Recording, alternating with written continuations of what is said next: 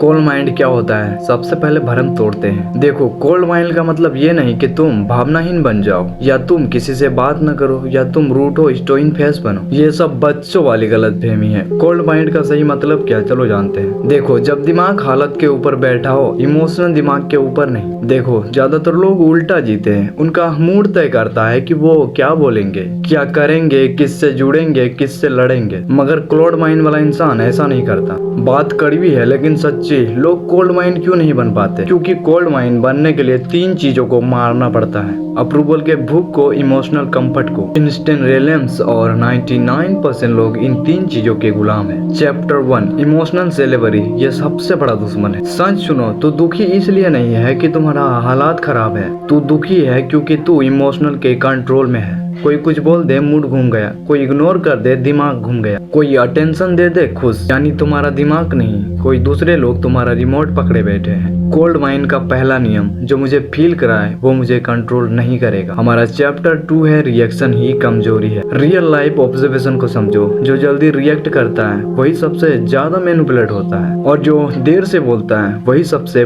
Powerful दिखता है। और एक बात को समझो, गुस्से में बोले गए शब्द कभी वापस नहीं आते, और इमोशनल में लिया फैसला बहुत ज्यादा नुकसान करता है। मगर कोल्ड माइंड वाला इंसान पुश करता है। पुश का मतलब डर नहीं, पुश का मतलब मैं जवाब दूंगा मगर अभी नहीं। और हमारा चैप्टर 3 है, लोग कोल्ड माइंड से क्यों डरते हैं। क्योंकि लोग पढ़ नहीं पाते हैं कि ये क्या सोच रहा है। देखो, नॉर्मल लोग प्रेडिक्टेबल होते हैं। गुस्सा आएगा, सफाई देंगे, जस्टिफाई करेंगे। मगर कोल्ड माइंड वाला इंसान चुप रहता है, ऑब्जर्व करता है, कम बोलता है, लेकिन जब भी बोलता है उसके बातों को सुनने के लिए लोगों के कानें खड़ी हो जाती है। और यही चीज लोगों को असहज करती है। और हमारा चैप्टर 4 है, ओवरथिंक नहीं, ओवर फीलिंग हमारा असली बीमारी है। लोग कहते हैं मैं बहुत ज्यादा ओवरथिंक करता हूँ, लेकिन सच ये है तुम ओवरथिंक नहीं, ओवरफील ज्यादा करते हो। तुम हर छोटी मोटी बात को दिल पे ले लेते हो, उसे ईगो से जोड़ते हो और फेयर से देखते हो। कोल्ड माइंड डेवलप करने का मतलब ये नहीं कि हर बात को फैक्ट की तरह देखना, पर्सनल अटैक की तरह नहीं। हमारा चैप्टर 5 है, कोल्ड माइंड कोल्ड हार्ट। और तुम्हें ये समझ में नहीं आया तो तुम गड्ढे में जाओगे। कोल्ड माइंड वाला इंसान एम्पैथी करता है, कंपैरिजन को समझता है, लेकिन डिसीजन इमोशनल से नहीं लेता है।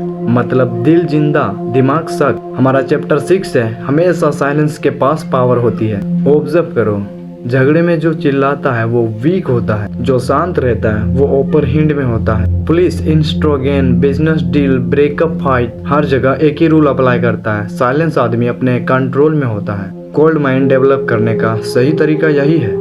Chapter 7, meditation detox. सबसे सिंपल, सबसे पेनल स्टेप्स। अगर तुम सच में कोल्ड माइंड जैसा बनना चाहते हो तो तुम्हें यह सुनकर बुरा लगेगा। जब तक तू चाहता रहेगा कि लोग मुझे समझेंगे, तब तक तुम कमजोर रहोगे। कोल्ड माइंड डेवलप करने के लिए एक्सप्लेन करना बंद करना पड़ेगा, जस्टिफाई करना बंद करना पड़ेगा, हर बात को क्लियरली समझाना बंद। जिसे समझना है वो खुद समझ जाएगा, और जो समझना ही नहीं चाहता तुम उसे कितना भी बोलो वो नहीं समझेगा। हमारा चैप्टर 8 है, साइलेंस एक हथियार है, डर नहीं। लोग समझते हैं साइलेंस वीकनेस है, असल में साइलेंस सामने वाले को बोलने पे मजबूर करता है और गलती निकलवाता है, इंटरेस्ट रिवील करवाता है। कोल्ड माइंड वाला इंसान चुप इसलिए नहीं रहता है क्योंकि उसे पता है जो ज्यादा बोलेगा वही सबसे ज्यादा फंसेगा। चैप्टर 9, कोल्ड माइंड पैसे से जुड़ा क्यों है। कड़वा है लेकिन सच है, इमोशनली वीक आदमी पैसे को संभाल नहीं पाता। क्यों? क्योंकि डर में गलत जगह इन्वेस्ट करता है, और लालच में जल्दीबाजी करता है, और कंपैरिजन में खर्च करता है, और ईगो में नुकसान।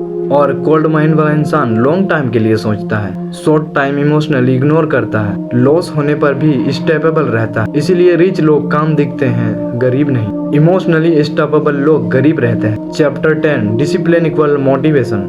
कोल्ड माइंड मोटिवेशन से नहीं आता, मोटिवेशनल इमोशनल होता है। इमोशन अनस्टेपेबल होता है, तभी कोल्ड माइंड आता है। इमोशन से, प्रॉब्लम सहने से, और अनकंफर्टेबल रहकर भी काम करने से।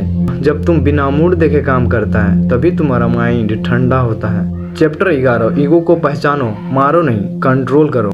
ईगो को खत्म करने का नाटक मत कर, ये फिलोसफी है। कोल्ड माइंड वाला इंसान ईगो को पहचानता है लेकिन उससे टेस्टिंग नहीं करता। इसका सिंपल सा मतलब है मैं हट हूँ लेकिन रिएक्ट नहीं करूंगा। चैप्टर 12, लोग तुम्हें नीचे क्यों खींचते हैं? क्योंकि तू अलग सोचने लगा है, रिएक्ट कम करने लगा, प्रेडिक्टेबल नहीं करता और सोसाइटी को सबसे ज्यादा अनप्रेडिक्टेबल आदमी से डर लगता है। कोल्ड माइंड डेवलप होते ही रिस्ट्रेन मिलेगा, ये गुड साइन है। चैप्टर 13, लोनलीनेस का सच। कोल्ड माइंड डेवलप करते वक्त तू अकेला महसूस करेगा। क्यों? क्योंकि तू अनसिक्योर ड्रामा से हट जाएगा, तू इमोशनली डिपेंडेंस कम करेगा। और सच ये है कि स्ट्रॉन्ग माइंड अकेलापन सह पाता है, वीक माइंड डायरेक्शन ढूंढता है।